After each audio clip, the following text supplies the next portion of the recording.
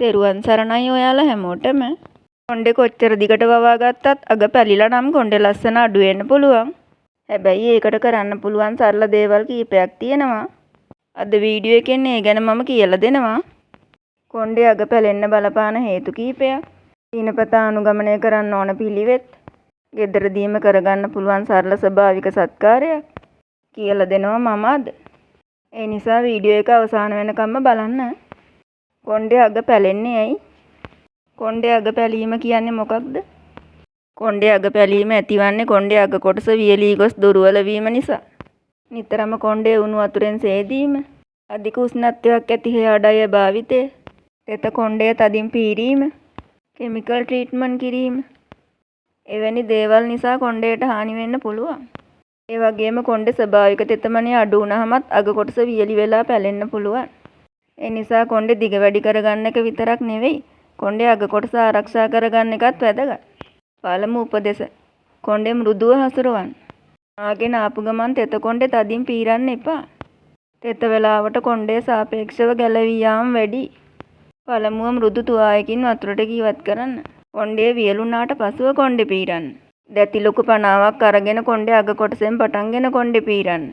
කොණ්ඩේ තදින් පීරා ගැට ලිහෙනකෙන් වළකින්න. දෙවන උපදෙස. අධික උෂ්ණත්වය අඩු කරන්න. හැකිතරම් අධික උණුසුම් හේයා ඩය කර්ලින් අයන් භාවිතය අඩු කරන්න. භාවිතා කරනවා නම් අධික උෂ්ණත්වයට වඩා අඩු උෂ්ණත්වයක් තෝරගෙන කරන්න. මොකද නිතරම අධික උෂ්ණත්වයට නිරාවරණය වීම කොණ්ඩයට හොඳ නැහැ. එය කොණ්ඩයේ පිටත ස්තරයට හානිගෙන දෙයි. තුන්වන උපදෙස. කොණ්ඩය අගට වැඩි අවධානයක් දෙන්න.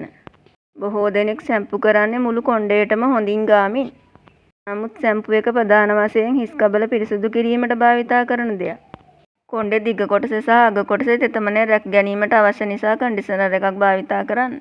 විශේෂයෙන් කොණ්ඩේ අග කොටස වියලී නම් ඒ කොටසට වැඩි අවධානයක් දෙන එක හොඳයි. තවත් වැදගත් රහසක් තමයි කොණ්ඩේ අග පැලෙනවා කියලා හැමදාම එකම සත්කාරය කරන්න හොඳ නැහැ.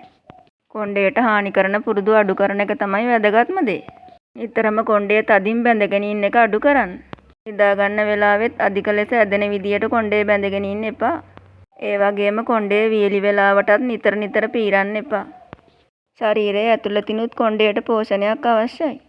ලස්සන කොණ්ඩයක් සඳහා පිටතින් සත්කාර කරලා විතරක් මදි. දිනපතා සමබර ආහාර වේලක් ගන්න ඕනි. බිත්තර, මාළු, පරිප්පු, කඩල, කොළ පැහැති එළවලු, පලා වර්ග, පළතුරු, ඇට වර්ග වගේ විවිධ පෝෂදායී ආහාර ආහාරයට ගන්න ඕනි. ප්‍රමාණවත් පරිදි ජලය පානය කිරීමත් අමතක කරන්න එපා. කොණ්ඩයේ ගැටලුවක් දිගටම පවතිනවා නම්, විශේෂයෙන් අධික ලෙස කොණ්ඩයේ කැඩීම හෝ වැටීමක් තිබෙනවා නම්, විශේෂඥ වෛද්‍යවරයෙකුගෙන් උපදෙස් ලබා ගැනීම වඩා සුදුසුයි. කොණ්ඩය ලස්සනට වවා ගන්න අපි හැමෝම කැමතියි නේද?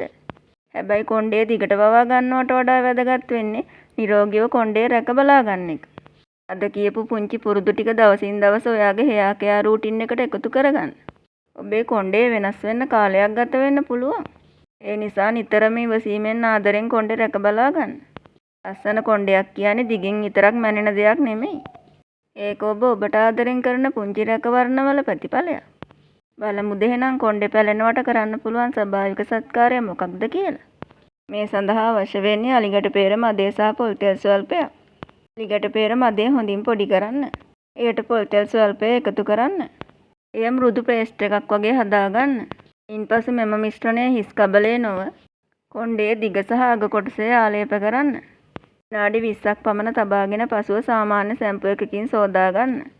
මෙවැනි සත්කාරයක් කළොත් එය කොණ්ඩයේ වියලි බව අඩු කරන්න උදව් වෙන්න පුළුවන්. හැබැයි මතක තියාගන්න දැනටමත් පැලී ඇති කොණ්ඩගස් නැවත එකට ඇලවෙන්නේ නැහැ. කොණ්ඩයේ අග කොටසේ පැලීම බොහෝ නම් හානි වූ අග කොටස කපා ඉවත් කිරීම තමයි වඩාත් ප්‍රායෝගික. මම හිතනවා දැන් ඔයාලා තේරුම් ගන්න ඇති කියලා කොණ්ඩේ අග පැලෙන්නේ ඇයි කියලා. ඔයාලගේ කොණ්ඩේ අග පැලෙනවා නම් දැන් ඒකටත් විසඳුමක් හම්බෙන්නේ නැතිනේ. ඔයාලත් ලස්සන කොණ්ඩයක් පවත්වා ගන්න මේ වටිනා උපදෙස් පිළිපදින්න. එතකොට ඔයාගේ කොණ්ඩෙත් නිරෝගී වෙලා ලස්සන වෙනවා නෝනුමානයි. එහෙනම් මං අදට ගිහින් එන්නම්. මම නැවත එනකන් ඔයාලා පරිස්සමට සතුටින් ඉන්න. ඔයාලට බුදු සරණයි සියලු දෙවි රැකවරණයි. මගේ වීඩියෝ අවසානය දක්වාම ශ්‍රවණය කළ ඔබට බොහොමත්ම ස්තුතියි. ඔයාලගේ ආයු වර්ණ සැප බල ප්‍රඥා වැඩි වේවා. එහෙනම් ඊළඟ වීඩියෝ එකෙන් නැවත හමු වෙමු.